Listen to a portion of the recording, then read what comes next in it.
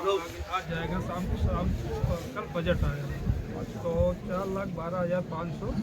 मुझसे थोड़ा पीछे हो जाना, पीछे हो गई पीछे एक आपका मैं 27 को।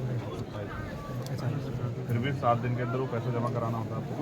हाँ ये उसमें रूल में मैं आपके खिलाफ ऐसे स्टेट का मुकदमा करा सकता हूँ, आपको पता है? नहीं पता तो मैं आपको बता देता हूँ।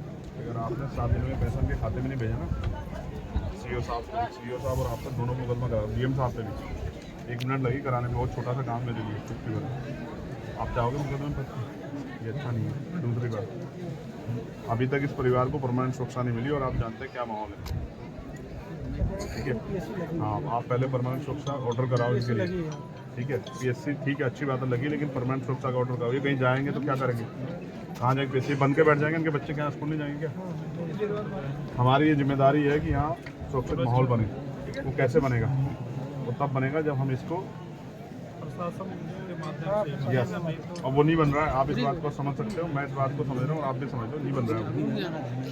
अगर वो बनता तो शायद इनको मेरी जरूरत नहीं पड़ती, ये आपके फिर भरोसा करके चैन से घर बैठ जाते, क्योंकि इस वर्दी में बहुत ताकत है। इस वर्दी को देख के आदमी महसूस करता है कि अब मैं सुरक्षित हूँ। और इसी वर्दी पे ना ये जो शेर का निशान, ये हम सबको पावर देता है, ताकत देता है। अब आप महसूस करो, क्या इतनी वर्दी वालों के होते हुए सुरक्षित महसूस करो तो कारण क्या है? मेरे पे क्या है? मेरे पे थोड़े शेर का निशान है, तो शेर का निशान आपके माथे पे है। तो हमें उनको सुरक्षित माहौल देना है। मैं नहीं मानता अगर वो यहाँ रहेंगे तो सुरक्षित रहेंगे। तो SC/ST एक्ट में प्रावधान है कि हम उनको यहाँ से, जबकि होना तो चाहिए, एक्ट में तो ये कहता है कि अगर परिवार सुरक्षित है तो चाहे पूरा गांव बदलना पड़े, पूरे गांव को वहाँ से पलायन कराना पड़े, ये कहता है एक्ट तो। लेकिन मैं चाहता हूँ आप कोशिश करें तो ये परिवार यहाँ से अगर कहीं और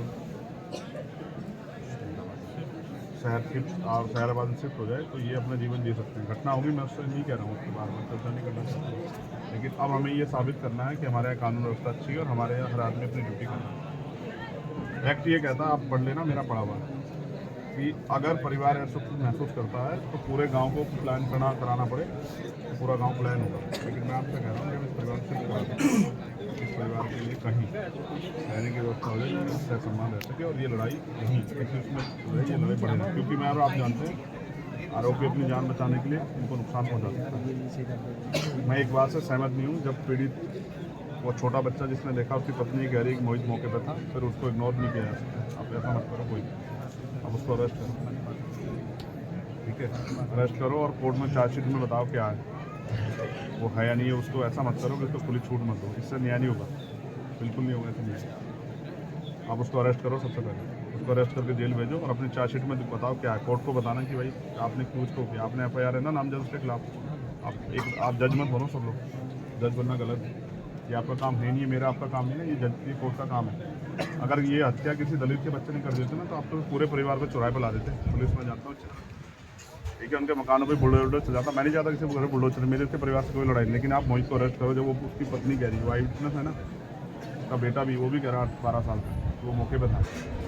तो आप कोई फैक्ट पर मत जाओ, अभी फैक्ट आप कोर्ट में पेश करना, उसकी बेल का टाइम दे देना, उनकी मदद कर देना, मुझे कोई दिक्कत नहीं है, लेकिन अब आप उसे गिरफ्तार करो।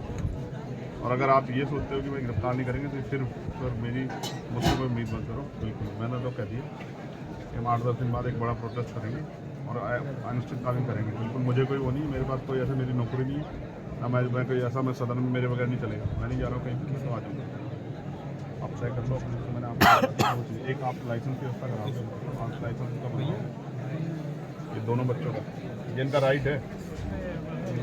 2 भाई हैं, दोनों भाइयों, क्योंकि इनको तो खतरा है ना, इनको तो चाहिए आर्म लाइसेंस, मुझे और आपको थोड़ा चाहिए। जिसको खतरा उसी को जरूरत है ना भाई। आर्म लाइसेंस किस लिए? उसी के लिए ना जो इसको खतरा है सुरक्षा में। तो जिनके भाई की डेथ होगी और जिनके परिवार में पहले से भी, मैं पहली घटनाओं पर नहीं जा रहा ना, वो संदिग्ध मान रहा हूँ मैं उनको, लेकिन उनको तो अभी तो उनका ताज़ा हुआ ना, और उनको धमकी मिल रही है। कौन है वो? विजय सिंह, क्या नाम बता उसका? विजय सिंह जो धमकी दे रहा है, यही क्या बात हुई? क्यों शर्मा जी, ऐसे धमकी मिलेगी तो पुलिस का क्या पड़ेगा? तो कौन है धमकीबाज को हैसियत में रहना? क्या हो गया कि मर गया क्या लोग इस देश में? वो पहले भी कई बार जेल वेल गया, ये उसकी बेल वेल कराता तो जेल गया। ऐसा मत सोचो ना, ये ऐसा माहौल मत बनने दो ना, आपकी वर्दी पे 60 पे बात आ जाएगी।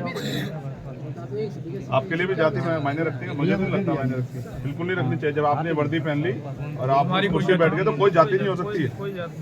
तो इसलिए आपसे कह रहा हूँ, एक तो उसको विजय को समझाओ कि अपनी हैसियत में रहे, उससे बाहर ना जाए।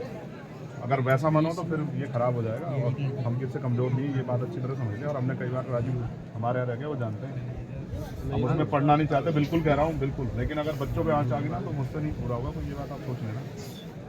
अगर अब किसी ने मुझे बताया ना, मैं इनसे मैंने नहीं दिया नंबर, इनको टच में रहूँगा। अगर इन्होंने कहा धमकी वो दे रहा है तो फिर मैं यहीं आके बैठ जाऊँगा, मैं नहीं जाऊँगा, मेरा घर है, फिर आप अपने आप संभालना। एक इनका पारिवारिक लाभ अलग कर दिया गया है, ठीक है, एक जो है मुख्यमंत्री बाल सेवा योजना, ठीक है। वो कर दिया गया, वृद्धावस्था पेंशन कर दिया गया। और आप रहने वाले कहाँ के? मैं अम्बेडकर नगर का हूँ। Very good. मैं आपसे रिक्वेस्ट कर रहा हूँ, आपकी कलम में बहुत ताकत है और डीएम साहब से मैं कहूँगा, एक तो इनके लिए पेंशन का प्रावधान है, इसकी माता जी के लिए वो पेंशन का प्रावधान आप कर सकते हैं, जबकि नहीं, कल ही चर्चा हुई है। हो गया सब। आप भी जानते हैं भाई, कल से पहले चर्चा नहीं हुई ना। 27 को ज्वाइन किया तो मुझे पता चला, तो मैं फिर आकर एक्टिव किया। आप महसूस करो ना, कल ही इनसे आधार कार्ड मांगे ना, ये नहीं हुआ। देखो अगर आप ही सब लोग अपने आप सही कर देते ना तो मेरी जरूरत नहीं पड़ती। क्या करेगा चल, मैं भी आपसे कहूँगा ना भाई, मैं किसे कहूँगा? तो नहीं हुआ, वो सच बात बता रहा हूँ, नहीं हुआ, इस तरह से नहीं हुआ। हो सकता है कोई दबाव, मुझे लग रहा है आधार कार्ड ज्वाइंट खाते के लिए मांगे जाएंगे कल वो सबसे पहला वो है, वो एक्ट का हिस्सा है, वो हमारी ताकत है। पहले। आप ये बताओ ये लड़ेंगे कैसे अपने भाई? अगर वो बेल के लिए हाई कोर्ट चला जाए, यहाँ उसको बेल ना मिले 302 में हाई कोर्ट चला जाए, तो ये हाई कोर्ट जाके उसको अपोज कैसे करेंगे आप बताओ? नियुक्ति करा दिया उसके बाद यहीं से जल्दी से सजा कराने का प्रोसेस चला। नहीं तो उसको ना फास्ट ट्रैक कोर्ट में हम लेके जाएंगे, तब वो होगा। हम लोग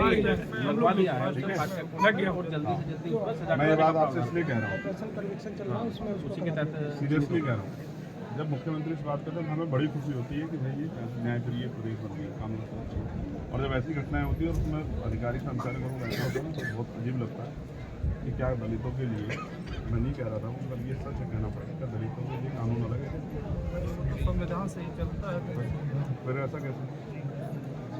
मैं तो देखता हूँ ना सबसे, जब मैं मेरे पास सारी घटनाएं आती है, मैं जाता नहीं हूँ, इसमें नहीं जाता कि इसका परमानेंट सोल्यूशन ढूंढा, इसका परमानेंट सोल्यूशन जाना नहीं।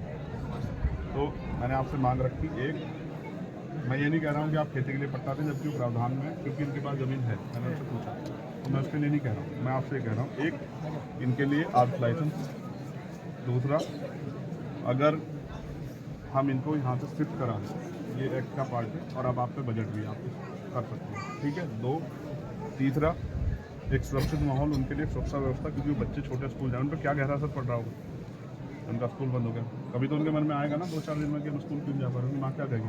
उत्तर प्रदेश में कानून व्यवस्था ऐसी कि आप जान नहीं सकते, क्योंकि मर जाओगे, ये तो आपकी साख पे सवाल खड़ा हो जाएगा। फास्ट ट्रैक कोर्ट में मुकदमा और परिवार को मुआवजा सरकार दे तो बहुत अच्छी बात है, हम तो करेंगे, हम लोग आपस में मिलकर करेंगे, हमने तय करेंगे, जितने हम बड़ी पंचायत बुलाएंगे उतने हम करेंगे, चाहे हमसे जो भी जुटे वो हम करेंगे। मैं आपको नहीं कह रहा, लेकिन आप चाहो तो कर सकते हैं, ये दुआएं देंगे तो लोग भाई किसने हमारी मदद की। देखो बाप कुछ भी हो, चाहे मिट्टी का हो, लेकिन वो अपने बच्चों को किसी आगे हाथ नहीं फैलाने देता, वो कोशिश करता है कि वो उनकी सारी लड़ाई लड़े। 2 छोटे बच्चे क्या उनकी शादी कौन करेगा? जब वो उनकी शादी को सुनाएगा आप और मैं कहाँ होंगे पता है कौन सीधा रहेगा कौन है ये भी नहीं पता ना, लेकिन वो बाप का ना वो सब कुछ कर लेता, चाहे वो कैसे करता, खत्म कर देना। इसलिए आप कोशिश करो उनकी पेंशन की व्यवस्था, पेंशन होगी,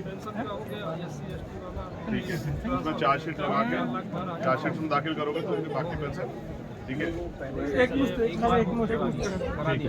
अब इनकी 10 लाख का लाइसेंस, ठीक है, एक इनके लिए परमानेंट सुरक्षा, और क्या बचा इस पर चर्चा की थी मैंने, क्या कहा था तुमसे? उसके लिए 25,000 वो शिक्षा जो है तो मिलेगा। वो कर सकते हैं, मैंने एक नियम कराई थी कि बच्चों की बच्चों को मिलेगा 2,500 हाँ है वो 2,500 रुपये का प्रावधान है एक बच्चे का, 3 में से 2 का होता है वो। मैंने कराया, मेरे अच्छे तो यहाँ आगरा में एक डीएम थे, उन्होंने बहुत से डीएम थे, उन्होंने मुझसे बात की और उन्होंने करा दिया।